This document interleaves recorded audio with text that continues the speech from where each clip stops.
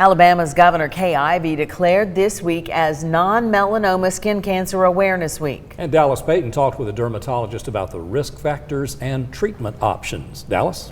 David, Cindy, I was told 1 out of 5 Americans will develop non-melanoma skin cancer before they turn 70. Dermatologist Michael Digby says melanoma skin cancer is something to watch out for, but there is more out there you should be concerned about. Like basal cell and also squamous cell carcinoma. And the reality is, with the latest data, we're showing that more patients are dying per year of squamous cell carcinoma than melanoma, which is very alarming. According to Digby, people with less pigment in their skin, of older age, or with weakened or suppressed immune systems are more at risk of developing non-melanoma skin cancer. It comes from UV radiation from sun exposure or tanning beds. There's plenty of ways people can protect themselves. And so the midday hours, so anywhere from about 10 to especially 2, 3 o'clock, that's obviously when the sun is highest in the sky. The rays are more direct. Far more damage can be done at that time. So if you can avoid those hours of being out in the sun, that's optimal. Wearing long sleeves, wearing broad-brimmed hats, just covering the skin. Digby says, and of course, applying a generous amount of sunscreen and remembering to reapply it always helps. Treatment-wise, there's more options than having to have surgery done these days. We can do image-guided radiotherapy and take care of those cancers now with a very high cure rate, over 99% cure rate, which is right up there with the best of Mohs surgery, and get these cancers taken care of in a painless fashion. If something about your skin seems off, Digby says don't hesitate to get it checked out. If you have a question, see a dermatologist, see somebody who knows how to recognize these things, see somebody who understands that there's more out there than just melanoma. For more information about non-melanoma skin cancer, you can check out this story on our Local 3 News app. In studio, Dallas Payton, Local 3 News. Thanks for explaining that to us, Dallas. And now we want to check in with meteorologist Cedric Haynes. Cedric, we're just wondering, old pal, any chance of some rain coming our way the next few days? You know, we are going to have chances for rain. Not everyone will see them every day, but there will be a couple of those showers out there, guys. So we're kind of entering into a pattern that's going to feature the chance of daily pop-up showers and storms. Outside right now over Chattanooga, just a mix of sun and clouds. So you would say, doesn't look like it's going to rain around the area, but we do have a couple of pop-ups out there. I'll show you that in a little bit closer here in just a moment. But 86 degrees currently in downtown Chattanooga. We got a dew point of 68, so close to 70. And that's that very muggy, juicy air mass in place, and that humidity will continue to increase in the coming days. Now, we've got 82 degrees in Cleveland. Good afternoon to our friends in Dayton. You're at 88 degrees. Same thing in Dalton. 85 degrees in Murphy, 84 in Fort Payne, 86 in Athens, and about 81 degrees currently in Altamont. Now, as we look at the radar picture, you'll be able to see again, for most of us, we're quiet. We did have a couple of pop-ups there across northern portions of Marion, Hamilton, over towards Bradley counties, but those have kind of fizzled on out now. We're going to focus in on what's going on here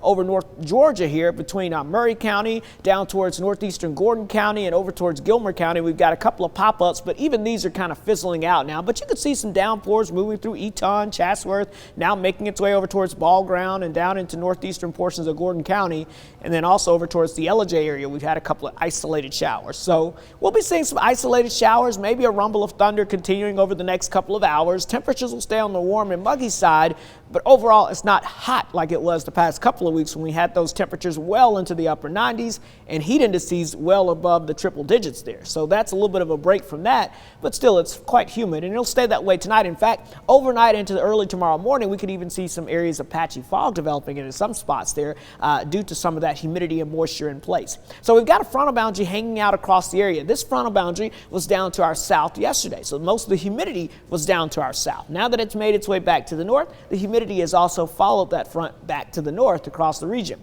Now still seeing the best coverage of showers and storms down closer towards the Gulf Coast, but again that moisture will continue to creep to the north, so in the coming days look for chances of those pop-up storms to continue.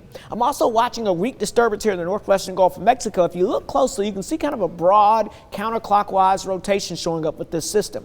Hurricane Center is monitoring this for potential tropical development, but whether this becomes an actual tropical depression or storm or just moves in inland bringing tropical moisture, it may impact our weather as we get closer towards the holiday weekend by sending us an increase in humidity and moisture across the area, and that could lead to a slightly better chance of scattered showers and storms popping up. So right now we're kind of right on the edge of that moist air and then the dry air to the north, but notice in the coming days we'll watch that potential disturbance make its way inland across Texas, and the deeper reds and oranges here showcase the tropical moisture. And watch what happens as we get towards the holiday weekend. Some of that starts to flow to the north and east there ahead of that frontal boundary. So that's why we could possibly see some of that tropical moisture helping to increase the chance of pop-up showers and storms. But still, this is not going to be a washout. We're not talking about a ton of heavy rainfall all day, but there will be a chance of a few of those pop-up showers and storms each and every afternoon. So we'll keep that chance at about a 30% chance here as we go into your Thursday. But notice for the rest of the week heading into the weekend, we're going to bump it up to a 40% chance. And yes, that does include our Monday as well. And of course, the humidity is going to stay in the very muggy range as well. So not only is it going to be humid, we're going to have those chances of those pop-up showers and storms, but nothing to cancel your outdoor plans. So Saturday, we'll go with about 88. How about 91 on your Sunday? We'll go with about 92 on your Monday, which happens to be the 4th of July. But again, only a 40% chance of those pop-up showers and storms. And if you're keeping track on potential tropical cyclone 2, it'll head into Central America and not really have any impact on us here in the United States. So we're heading down to about 70 degrees or so tonight. Your Storm Alert 7-day forecast, yeah, we've got a lot of rain symbols on there, but daily pop-up showers and storms will be possible. Highs warming into the 90s, but lows in the 70s by next week, guys. Thank you very much, Cedric. Want to go to Chatsworth, Georgia? I'll give you a good reason. You can pick your very own fresh berries from the field. Today's opening day at Pruitt Berry Farms, and yes, you must pick your own. They are not yet selling pre-picked berries. They're open today through Saturday, 8 to 6, or until they run out each day. The price is $12 for a gallon of berries. And if you're thinking about adopting a pet, now is the perfect time. The Humane Educational Society is hosting free adoptions all week. They say their shelter is completely full and they want to find the perfect home for their pets. You can also foster. No appointment is necessary. Just stop by the shelter today through Saturday from 9 to 5. McCamey Animal Center is also waiving pet adoption fees throughout the month of July. This is possible thanks to generous donors and national partners, including PetSmart and the Bissell Foundation. The Adoption Center is open from noon to 6 Tuesday through Friday, 10 to 4 on weekends. In less than 2 weeks, we'll be partnering with the Times Free Press and Chattanooga 2.0 to host school board debates. Dave Flessner with the Times Free Press will join David to moderate. You can find details on how to submit questions on our website and inside our app. The debates begin on July 12th at 7 o'clock. And coming up, are we headed for a recession? The experts weigh in.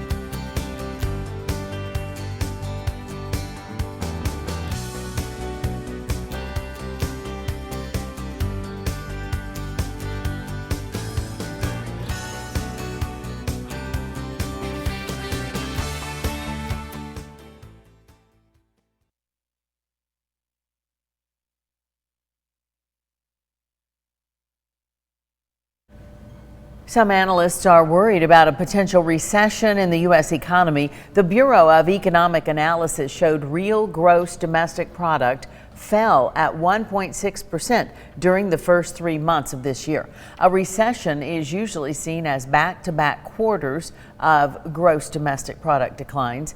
The first estimate for the second quarter of this year is scheduled to come out at the end of July. More than half of U.S. workers are now working from home, at least part-time. 58% of Americans surveyed say they work from home at least 1 day a week. 35% have the option 5 days a week. It appears flexible work is no longer just a temporary pandemic response.